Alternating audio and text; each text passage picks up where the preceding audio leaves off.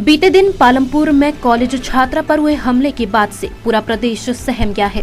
इसी बीच मुख्यमंत्री सुखविंदर सिंह सुक्खू ने पालमपुर में हुई घटना पर दुख व्यक्त करते हुए कहा कि यह घटना क्यों हुई, क्यों यह अंजाम दिया गया, इसकी तह तक जाने के लिए एसपी को निर्देश दिए गए हैं। सीएम ने कहा कि आरोपी को कड़ी सजा मिले, इस बात का भी ध्यान रखा जाएगा। उन्होंने कहा कि घायल युवती के स्वास्थ्य का सारा खर्च भी सरकार उठाएगी। इस बीच मुख्यमंत्री ने धर्मशाला से भाजपा प्रत्याशी सुधीर शर्मा पर भी जुबानी हमला करते हुए कई गंभीर आरोप लगाए। मुख्यमंत्री ने कहा कि हिमाचल में भाजपा का ऑपरेशन लोटस बुरी तरह से असफल हुआ है।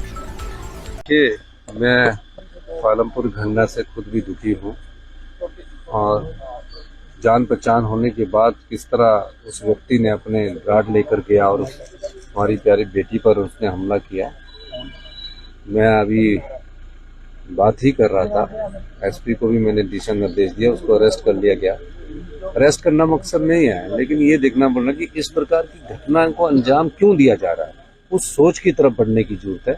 और मेरा मानना है कि हम इस दृष्टि से कड़ी से कड़ी कार्रवाई भी करेंगे और उस बेटी के प्रति जो भी स्वास्थ्य के संबंधित खर्चा होगा उसका सरकार वहन करेगी। बागी कौन से बागी? जितने लोग भी को भाजपा में गए हैं, बागी नहीं है, बागी तो पार्टी के अंदर वाले लोग होते हैं, वो तो बिके हुए विधायक है। वो तो बिके हुए विधायकों को आप थोड़ा डिफाइन करें ना। बागी होते पार्टी के अंदर ही रह के बात करना, और जो पार्टी छोड़कर बिक जाते हैं उन्हें बिके हुए विधायक करते हैं। मुझे उनकी नोक-झोंक का कोई जवाब नहीं देना है। मुझे तो ये कहना है कि इस धर्मशाला विधानसभा क्षेत्र में जितना काम मैंने पिछले 14 महीने में खुद देख रेख में किया, मैं जब यहाँ 10 दिन के लिए ठहरा, मैंने स्मार्ट सिटी के सब प्रोजेक्टों को अप्रूवल दी जो पिछले 5-6 सालों से नहीं हो रही थी, और खुद प्रोजेक्ट को देखता था। ये जो बिका हुआ विधायक धर्मशाला के हैं, ये तो आते ही बहुत कम थे, विधानसभा भी बहुत कम, घर के पास विधानसभा बहुत समय अटेंड करते थे। फोन पर कहते थे कि इसको एक्शन लगा दो, हम उनके फोन पर एक्शन लगा देते थे।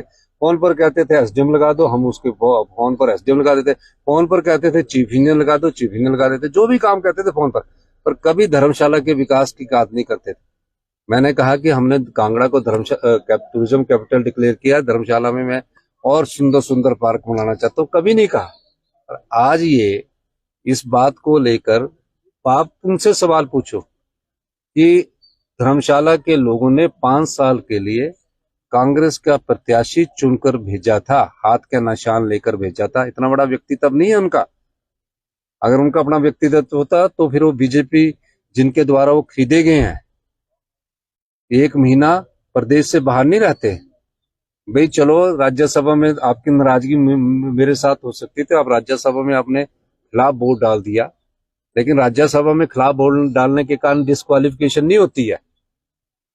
फिर अगले दिन वो पंचकुला चले गए क्योंकि किश्त आधी मिली होती। जब आप बताओ पंचकुला क्यों गए? आप रह जाते, कोई करता? आप विधायक है 6 पंचकुला के। चलो फिर पंचकुला के बाद फिर अगले दिन हेलीकॉप्टर में आए, 1 हेलीकॉप्टर आया, 2 हेलीकॉप्टर आए, सीआरपीएफ वाले आए। तो भारतीय जनता पार्टी जी ने जो ऑपरेशन लोटस किया वो महाराष्ट्र में सफल हो गया, कर्नाटका में सफल हो गया, और दिल्ली में भी केजरीवाल को बेचारे को सफल करने की कोशिश कर रहे, लेकिन यहां उनका सफल नहीं हुआ। फिर प्रदेश की बाउंड्री में अंदर आने की हिम्मत नहीं हुई, क्योंकि चोरी की है तो डर तो लगता ही है, किसने रोका था। फिर कभी ऋषिकेश घूमते रहे, कभी गुड़गांव गए, कभी पंचकुला गए, और 1 महीने बाद आए कि हमें तो भारतीय जनता पार्टी ने टिकट दे दिया है। अब भारतीय जनता पार्टी के कार्यकर्ताओं की तरह कह रहे हैं कि तुम हमारे साथ चलो। वो भारतीय जनता पार्टी के जो बेचारे कार्यकर्ता पार्टी की विचारधारा को जिंदा रख के कर रहे हैं, वो 14 महीने पहले तो इनको गालियां देकर वो चुनाव जीतना चाह रहे, अब उनको कह रहे हैं। पर मैं कहना चाहूंगा कि बहुत पैसा है, अब सुर्खी बिंदी के साथ का रेट ज्यादा बढ़ा देना, ये जनता का पैसा है, ये जनता को मिलना चाहिए। जब ये पैसे बांटेंगे तो इनसे पैसे भी लेना, और पैसे कम देंगे तो बोलना ज्यादा दे, क्योंकि राजनीतिक रूप से जिस प्रकार की ये बात करते हैं। और ये भी कहना है इनको कि जब जनता के वोट से चुनकर जो सरकार बनती है और जिसमें हम मैं एक आम परिवार से उठकर मुख्यमंत्री बना, उनकी इतना आदर सम्मान किया, लेकिन इन्होंने उस आदर सम्मान की कदर नहीं की।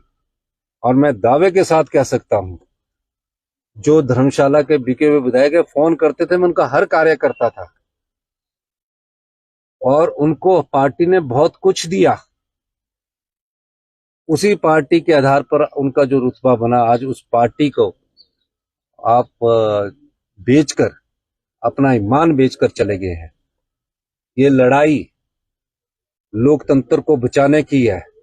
जो पैसे के दम पर कुर्सी हथियाना चाहते हैं, उनको सबक सिखाने की है, और जो जनता के वोट की कदर नहीं करते, उनको सबक सिखाने की है। इस लोकसभा में जो भारतीय जनता पार्टी ने राज्यसभा की सीट चुराई है, इसका मुकाबला सरकारें नहीं कर सकती। इसका मुकाबला आम जनता करती है, जनता का बल करता है। जब चुनाव आएगा तो 6 विधानसभा सीटों में और 4 लोकसभा जो सीटें हैं, 4 लोकसभा जो सीटें हैं, एक राज्यसभा की जगह अगर आप 4 लोकसभा की सीटें जिताकर भेजोगे, तो ही सही मायने में जनता का, तो ही सही मायने में लोकतंत्र बचेगा, और लोकतंत्र को पैसे से खरीदने वाले लोगों का को सही जवाब दिया जाएगा। धन्यवाद। दिव्य हिमाचल टीवी के लिए धर्मशाला से विनोद कुमार के साथ पवन शर्मा की रिपोर्ट।